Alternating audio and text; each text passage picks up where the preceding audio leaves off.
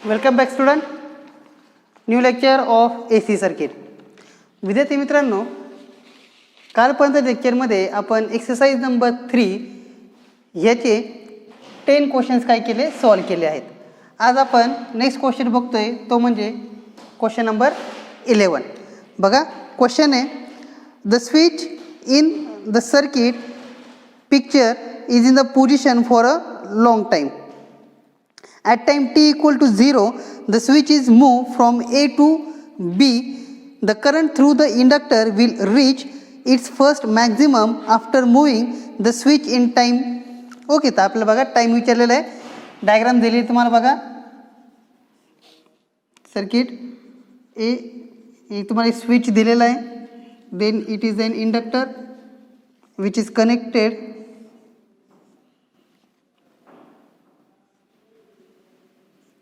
Through a capacitor C. Okay, बघा काय सांगितलं तुम्हाला की at time t equal to 0, at time t equal to 0 the switch is move from A to B.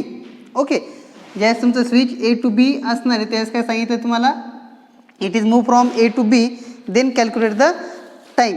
ठीक आहे, बघा आपल्याला काय करायचं, टाईम कॅल्क्युलेट करायचा आहे. मग आता ज्या सर्किटमधून काय तुमचा करंट फ्लो होणार आहे, तो करंट जो का फ्लो होईल तो आज तुमचा time t equal to T/4, त्यानंतर 3T/4. ओके, तर या टाईमला का तुमचा करंट काय होणार आहे, जनरली फ्लो होणार आहे. मग आता आपल्याला काय माहिती बघा की t इक्वल टू सांगितलं तुम्ही ॲट टाईम T/4. ठीक आहे, आणि t म्हणजेच काय सांगतो आपण, जनरली फ्रिक्वेन्सी. म्हणजे याचा अर्थ काय की हेच इक्वेशन आपल्याला इन टर्म्स ऑफ फ्रिक्वेन्सी लिहिता येईल 1/f × 4. ठीक आहे, मग आता फ्रिक्वेन्सीचा फॉर्म्युला आपल्याला माहिती, f इज इक्वल्स टू काय लिहितो आपण 1/2π × √L × C.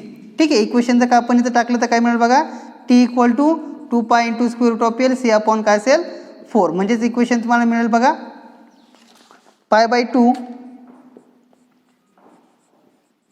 × √LC. ठीक आहे, म्हणजे ह्या टाईमला काय असेल तुमची, ज्यावेळेस A टू B मूव्ह होणार त्यावेळेस काय असेल तुमचा टाईम असेल π/2 √L × C. That is option number will be 3. Option third will be the answer.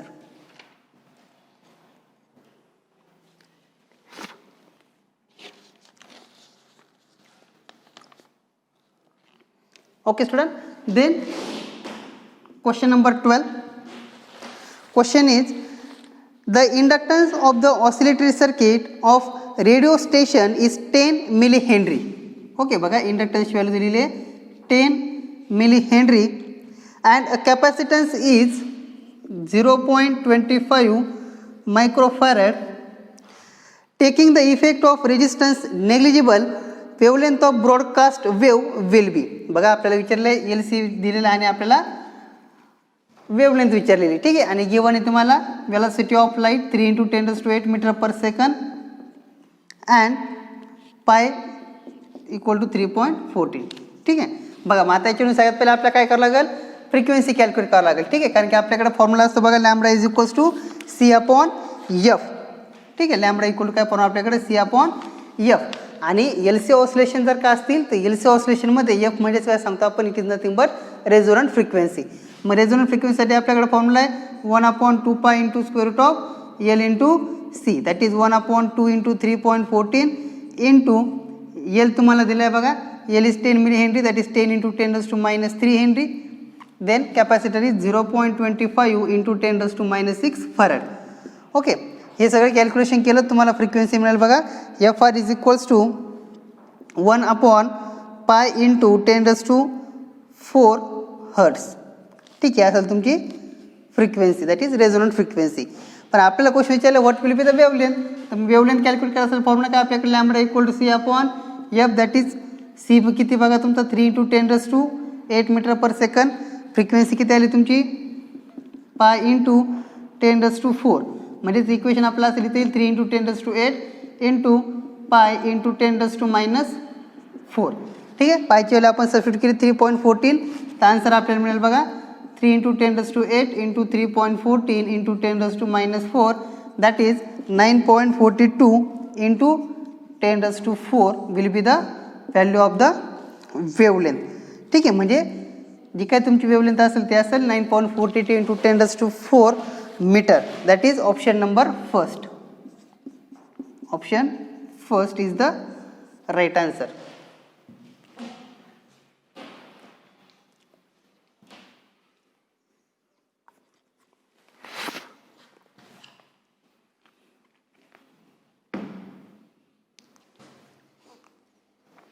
Okay student, then question number 13.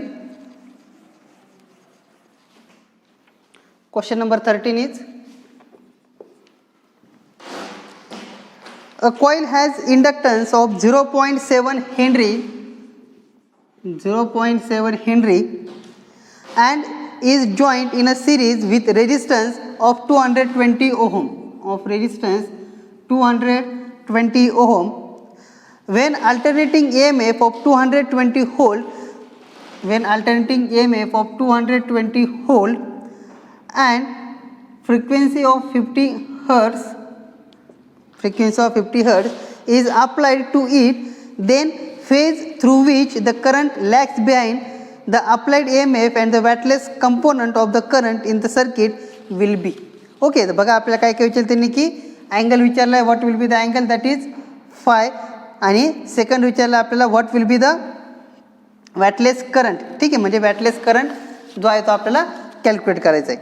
ठीक आहे, बघा मग आता गिवन काय काय दिलं आपल्याला क्वेश्चन नंबर 13 मध्ये. इंडक्टन्स दिला, म्हणजे आपल्याकडे फॉर्म्युला बघा XL is equals to omega into L. ठीक आहे, मग XL इक्वल टू जर ओमेगा एल म्हणजेच आपण काय लिहिणार formula 2 pi into F into L, 2 into 3.14 into frequency 50 आणि ही व्हॅल्यू दिली तुम्हाला 0.7. ठीक आहे, म्हणजे एक्सेलची व्हॅल्यू असेल, एक्सेल येईल तुमचा 70 पाय. ठीक आहे, एक्सेल किती असेल तुमचा 70 पाय.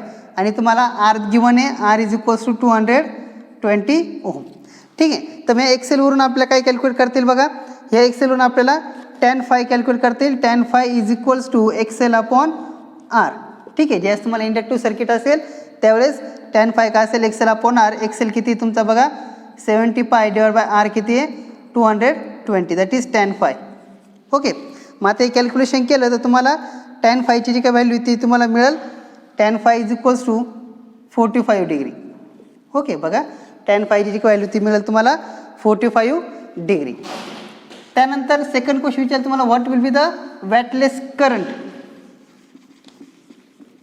थर्ड डे त्याच्यातला सेकंड क्वेश्चन विचारलं आहे what will be the wattless current. ठीक आहे, मग आता जो काय वॅटलेस करंट आहे तो काय करता आपल्याला फाइंड आउट करायचा आहे. वॅटलेस करंटची व्हॅल्यू असते तुमची बघा IRMS इंटू साइन फाय. ठीक आहे, मग आता IRMS कसं लिहिणार तुम्ही V upon Z into sine five. ठीक आहे, व्होल्टेज तुम्हाला गिवन आहे बघा, voltage is 220.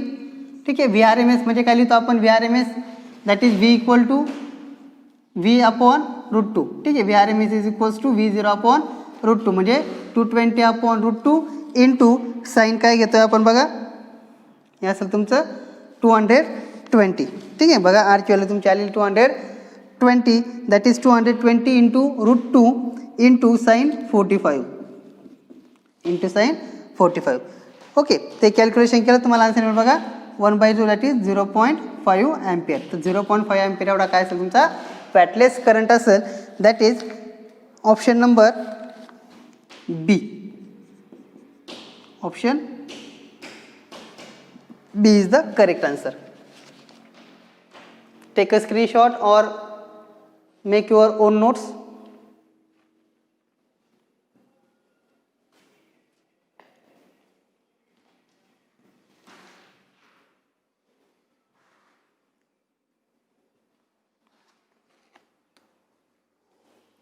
Okay student, then question number 14.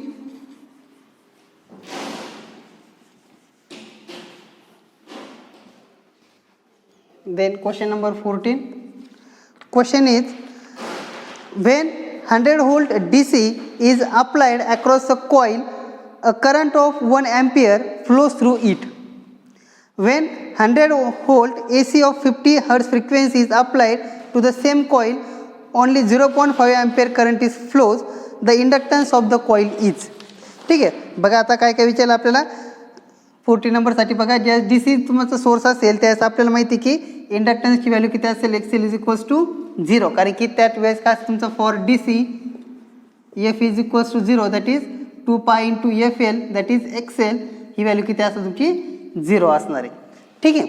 त्यानंतर आपल्याला काय सांगितलं बघा, व्होल्टेज. ठीक आहे, याच्यावरून आपल्याला V/I या फॉर्म्युला काय लिहिता येईल आपल्याला. पहिले रेजिस्टन्सची व्हॅल्यू कॅल्क्युलेट करता येईल.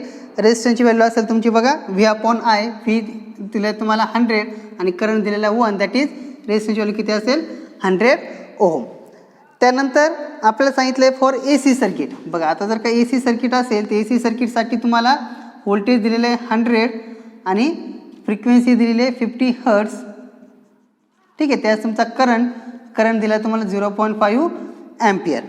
ओके, तर मग आता या इक्वेशनमध्ये तुम्हाला सगळ्यात पहिले काय करायचं आहे, फॉर एसीसाठी जर का आपल्याला करंट कॅल्क्युलेट करायचं असेल तर करंटचा फॉर्म्युला काय असेल बघा, I = V/√R² + XL². I = V/R² + XL². ठीक आहे, म्हणजे ते असेल तुमची बघा R² + XL². हे जे काही कॅल्क्युलेशन आहे हे जर का तुम्ही केलं बघा, म्हणजेच आपण असं इक्वेशन आपल्याला लिहिता येईल, √R² + XL² = V/I. ठीक आहे, म्हणजे ते येईल बघा तुमचं 100/0.5 दॅट इज 200 ओहम. ठीक आहे, बघा मग हे इक्वेशन जर का आपण सॉल्व केलं तर तुम्हाला काय मिळेल बघा, R² + XL² = 200 ओहम त्याचा स्क्वेअर. ठीक आहे, म्हणजे याच्यावर काय करता आपल्याला टू कॅल्क्युलेट XL. मग XL जर का कॅल्क्युलेट करायचं असेल तर बघा XL² = काय मिळेल तुम्हाला 200² - R², that is XL² = 200² minus R किती आला बघा तुमचा, R इज 100 ओहम किंवा 100चा स्क्वेअर. ठीक आहे, तर हे कॅल्क्युलेशन येईल तुमचं XL = 173.2 ohm, that will be the value of XL. Okay, मग आपल्याला विचारलं तिने what will be the inductance. तर इंडक्टन्स कॅल्क्युलेट करता असता आपल्याकडे फॉर्म्युला काय, XL = ωL. ठीक आहे, XL किती आला तुमचा 173.2 = omega that is 2πf × L. 173.2 × 2π × F = L, that is 173.2 / 2 × 3.14 × frequency 50 hertz = L. ठीक आहे, कॅल्क्युलेशन करून तुम्हाला जे आन्सर मिळेल ते असेल L = 0.55 Henry. Okay, simple questions आहे, फक्त व्यवस्थित समजून घ्या काय काय केलं आपण. इथे पहिले करंट रेजिस्टन्स कॅल्क्युलेट करून घेतला, त्यानंतर एसीसाठी करंटवरून आपण ही जी काय व्हॅल्यू इम्पेडन्सची ती कॅल्क्युलेट केली, ती आली तुमची 200 ओहम. त्यानंतर R² + XL² = 200² हा फॉर्म्युला किंवा आपल्याकडे जनरल फॉर्म्युला बघा Z = √R² + XL². ओके, हा फॉर्म्युला आपण यूज करून काय केला, त्याच्यावरून XL कॅल्क्युलेट केला आणि XL वरून कम्पेअर केला आपण ωL सोबत, आपल्याला व्हॅल्यू मिळाली इंडक्टन्सची, that is 0.55 Henry.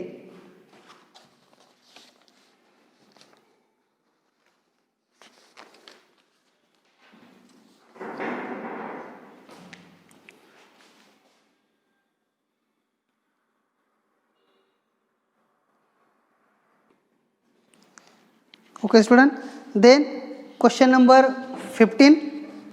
Question is, in the circuit shown in the figure, the AC source gives voltage of V =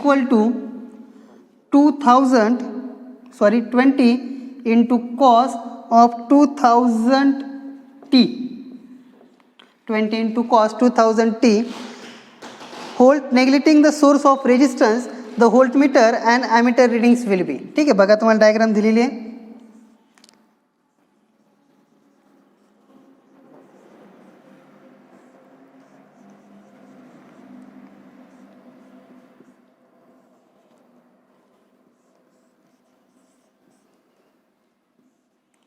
okay, diagram बघा.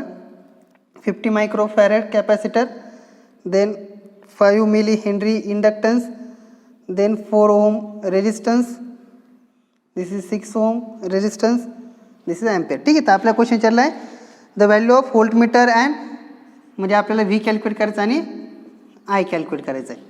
ओके, बघा मग आता क्वेश्चनमध्ये काय काय दिलं बघा. सगळ्यात पहिले आपल्याला इक्वेशन दिलेलं आहे V = V0 इंटू किंवा V = 20 इंटू कॉस ऑफ 2000t. ठीक आहे, इक्वेशन आपण कम्पेअर करूया. Compare this equation with V equal to V0 into cos of omega t. म्हणजे बघा V0ची व्हॅल्यू मिळेल तुम्हाला 20, ओमेगा किती मिळाला 2000. ओके बघा मग त्याच्यावरून आपल्याला हे इक्वेशनवरून V0 का माहिती असेल तर आपल्याला VRMS लिहिता येईल. VRMS का लिहिता येईल आपल्याला V0/√2 दॅट इज 20/√2. ठीक आहे, हे झालं तुमचा VRMS. त्यानंतर बघा नेक्स्ट आपल्याला कॅल्क्युलेट करायचा तो म्हणजे इम्पेडन्स. ठीक आहे, आता AC सोर्स आहे, AC सोर्स असल्यामुळे काय असणार तुमचा टोटल इम्पेडन्स आपल्याला काय करायचं कॅल्क्युलेट करायचं. झेडचा फॉर्म्युला आपल्याकडं √R² plus XL minus XC bracket square. ठीक आहे, म्हणजे त्याच्यावरून आपल्याला झेड लिहिता येईल. Z² is equals to R² plus XL minus XC². बघा मग आता या सर्किटमध्ये जो का टोटल रेजिस्टन्स आहे, total resistance in the circuit, total resistance किती बघा 4 ohm plus 6 ohm that is 6 plus 4 that is 10 ohm is the total resistance.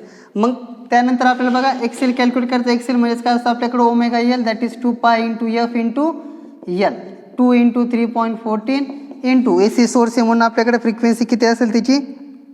ठीक आहे, किंवा आपण डायरेक्टली ओमेगा एलची व्हॅल्यू तर ती सबस्टिट्यूट करा, किंवा आपल्याला ऑलरेडी फॉर्म्युल्यात आली ती किती 2000 दॅट इज 2000 इंटू इंडक्टन्सची व्हॅल्यू किती आहे 5 मिली हेनरी, 5 इंटू 10⁻³ ठीक आहे, ते आन्सर येईल तुमचं 10 ohm.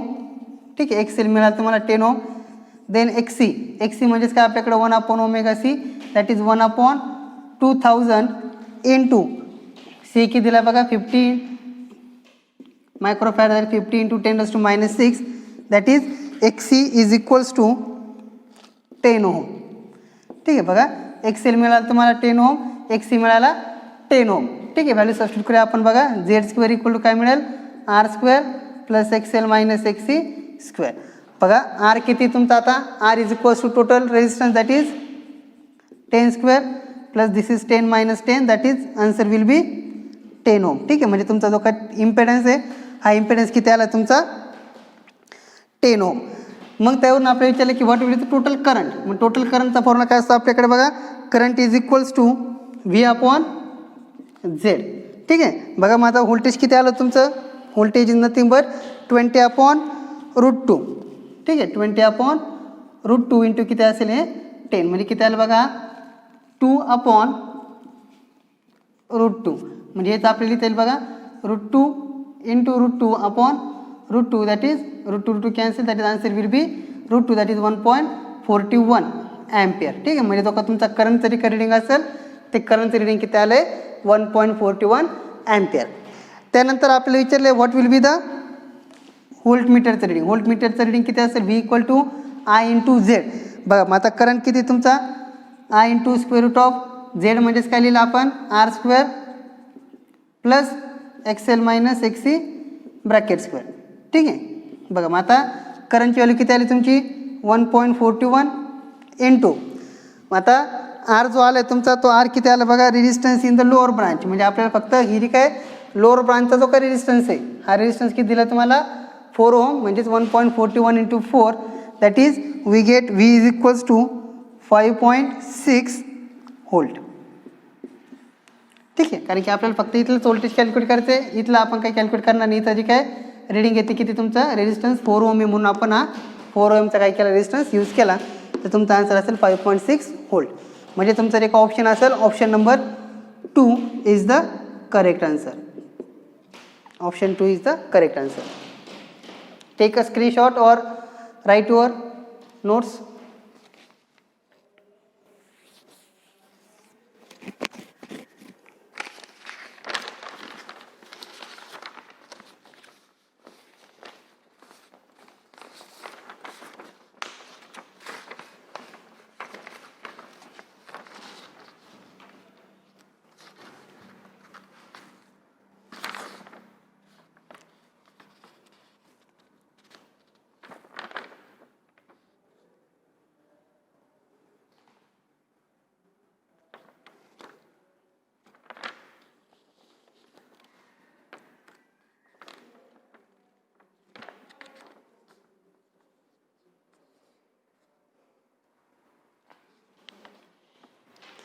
Okay student, then question number 16.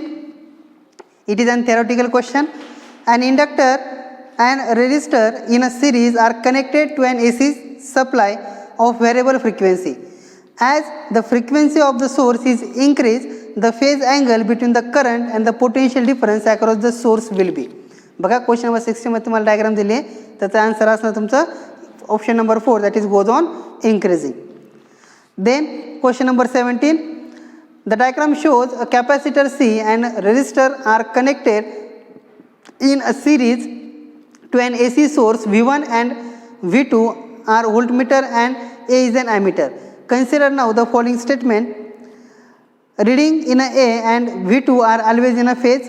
Reading in V1 ahead with the reading in V2. Reading in A and V1 are always in a phase. ठीक है, त्याचा ऑप्शन तुमचा option number 4 that is second and third. That is reading in V1 is ahead with the reading V2 and reading in A1 are always in a phase. ठीक आहे.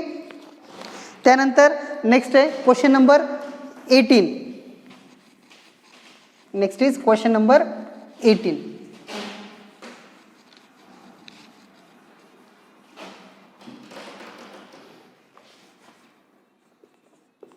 Okay, question है a capacitor of capacitance 2 microfarad is connected in a tank circuit. Capacitor of 2 microfarad is connected in a tank circuit of an oscillator oscillating with a frequency of 10 kilohertz. Of frequency 1 kilohertz. If the current flowing in the circuit is 2 milliampere, current is 2 milliampere, the voltage across the capacitor is. ठीक आहे. बघा मग आता tank circuit म्हणजेच काय असतं बघा, theoretical concept आहे आपल्याला. टँक सर्किट म्हणजे जसं आपण LC ऑसिलेशन कन्सिडर केलं होतं, ते LC ऑसिलेशनमध्ये जो का तुमचा कॅपॅसिटर आणि इंडक्टर ज्याचा आपण कनेक्ट केला असेल त्याला आपण म्हणतो टँक सर्किट. ठीक आहे. मग या टँक सर्किटसाठी जो का तुमचा व्होल्टेज अक्रॉस कॅपॅसिटर तो असतो तुमचा I/XC. ठीक आहे. मग आता व्होल्टेज अक्रॉस कॅपॅसिटर तो आपल्याला कॅल्क्युलेट करायचा आहे. करंट दिला आहे तुम्हाला 2 × 10⁻³ अँपियर. XC जर का आपल्याला कॅल्क्युलेट करायचं असेल तर XCचा फॉर्म्युला असतो आपल्याला माहिती ओमेगा × C. ठीक आहे. म्हणजे 2 × किती असेल 10⁻³ × 1/ω is nothing but 2π × F × C. That is 2 × 10⁻³ 2π × frequency given आहे तुम्हाला 1 kHz that is 1 × 10⁻³ × capacitor is 2 × 10⁻⁶. Okay, हे सगळं कॅल्क्युलेशन केलं तुम्हाला आन्सर मिळेल बघा 0.16 volt will be the answer. Okay student, तर आपण आज क्वेश्चन नंबर 18 पर्यंत काय केले प्रॉब्लेम सॉल्व केले. नेक्स्ट लेक्चरमध्ये आपण राहिलेले जे काही प्रॉब्लेम्स ते काय करणार आहे सॉल्व करणार आहे. थँक्यू.